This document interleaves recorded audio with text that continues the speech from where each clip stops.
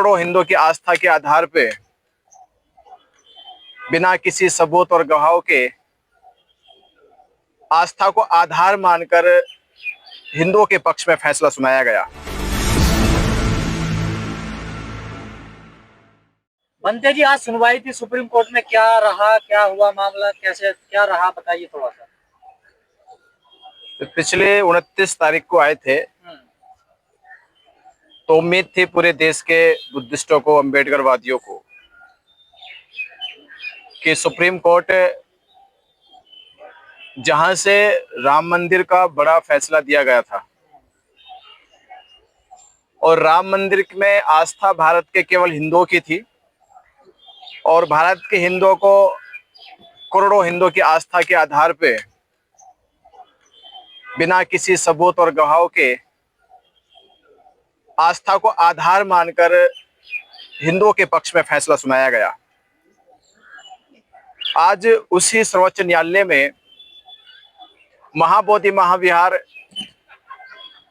का फैसला जब 29 जुलाई को पूरा देश और देश के बाहर जितने 56 देशों के बुद्धिस्ट हैं, वो सब यही उम्मीद और आशा से सर्वोच्च न्यायालय की ओर देख रहे थे कि 29 जुलाई को फैसला आएगा और 1949 बीटी एक्ट जैसा कानून रद्द करके महाबोधि महाविहार बुद्धिस्टों को सौंप दिया जाएगा।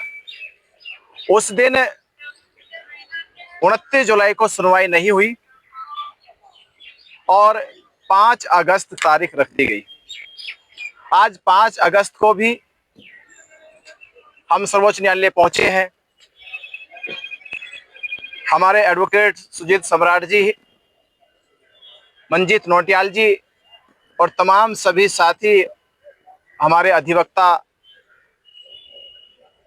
और देश से कई लोग जो बुद्धिस्ट है, जो इस केस को, इस आंदोलन को बेखूबी देख रहे, वो सब लोग सुप्रीम कोर्ट में आए कि आज कुछ होगा। पर जिस तरह से 13 साल से लगातार सुनवाई पेंडिंग में चल रही है, कोई ठोस बात सर्वोच्च न्यायालय की तरफ से बुद्धिस्टों के पक्ष में नहीं कही गई। तो आज ये आशा उम्मीद के साथ कि आज कुछ होगा, तो सुबह सुबह जानकारी हुई कि अभी हमारी जो फाइल है वो लिस्टिंग नहीं हुई है। इसका मतलब है कि आज भी सुनवाई नहीं होगी। सुनवाई नहीं होगी, ये कोई व्यक्तिगत केस तो नहीं है कि सर्वोच्च न्यायालय इसे नजरअंदाज करे।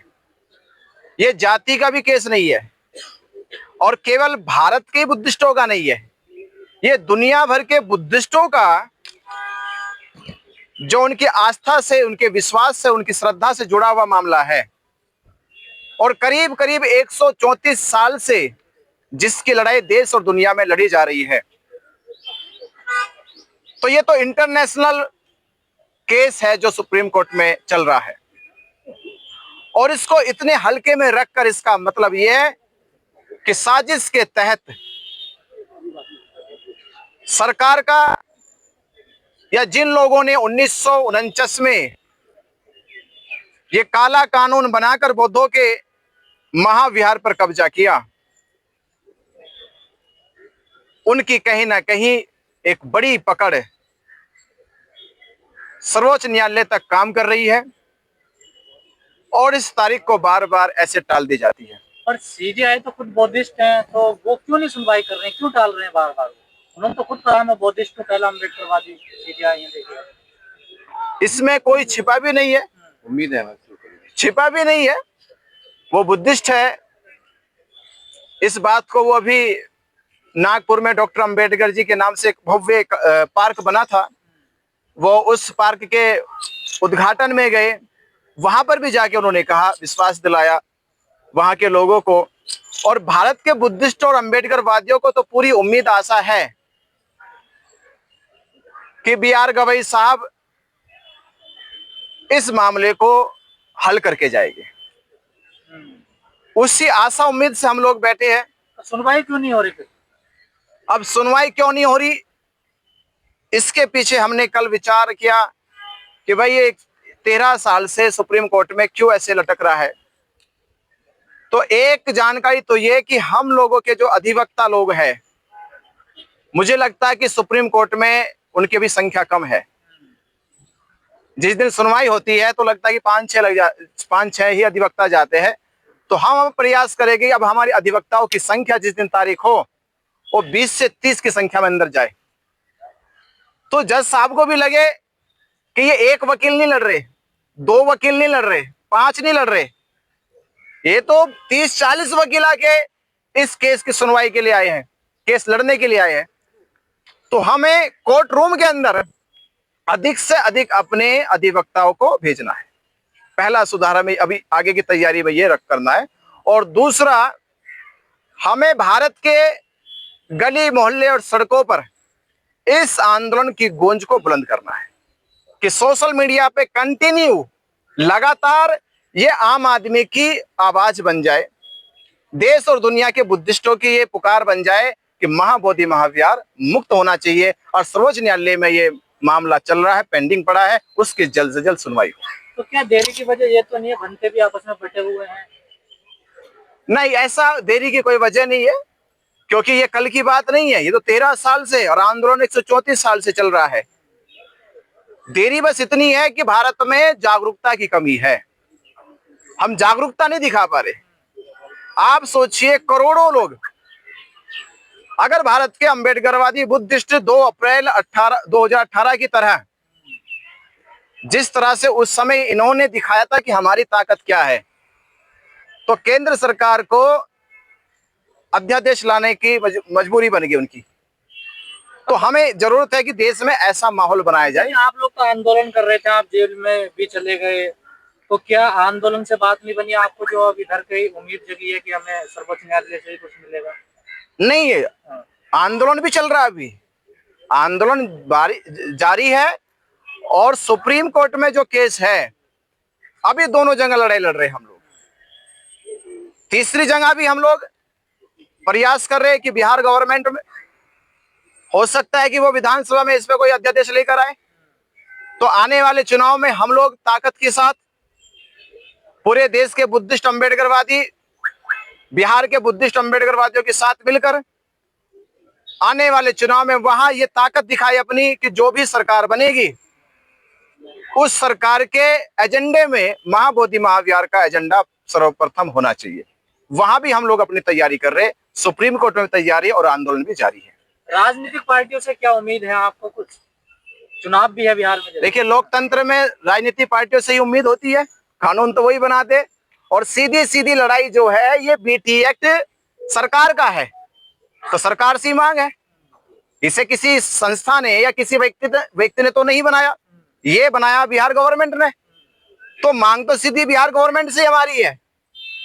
लालू प्रसाद यादव जब मुख्यमंत्री थे तो उनकी सरकार में इसमें कुछ संशोधन हुआ, इस बार सरकार जिसकी बन जाए। और हम तो चाह रहे कि प्रयास कर रहे कि हम लोग इस बार बड़ी ही ताकत के साथ वो सरकार बनाएंगे, या ऐसी सरकार के साथ हम अपने समाज से कहेंगे कि जाए जो बीटी एक्ट रद्द करने की घोषणा करे। चुनाव में मुद्दा तो नहीं बन पा रहा ना, देखना पक्ष बना रहा ना विपक्ष बना रहा है इसको। नहीं, वो प्रयास जारी है, बनेगा, जल्दी बनेगा। ना तेजस्वी बात कर रहे हैं, ना राहुल गांधी बात कर रहे हैं, कोई बात ही नहीं कर रहा वहाँ पे। देखिए, नहीं करेंगे, उनसे मिले, तेजस्वी से मिले हैं, वहां की कुछ राजनीतिक पार्टी से मिला गया है, जल्दी मुद्दा उठाया जाएगा। पर हिंदू पक्ष कहता है कि हमारा इनमें आस्था है, विश्वास रखते हैं, तो हम कैसे छोड़ दें इसको? देखिए, बुद्ध को विष्णु के अवतार बताते हैं। नहीं, हम नहीं कह रहे कि तुम छोड़ो, हम तो कह रहे सारे हिंदू पकड़ो आके। हम तो बीटी एक्ट रद्द करने की बात कर रहे हैं।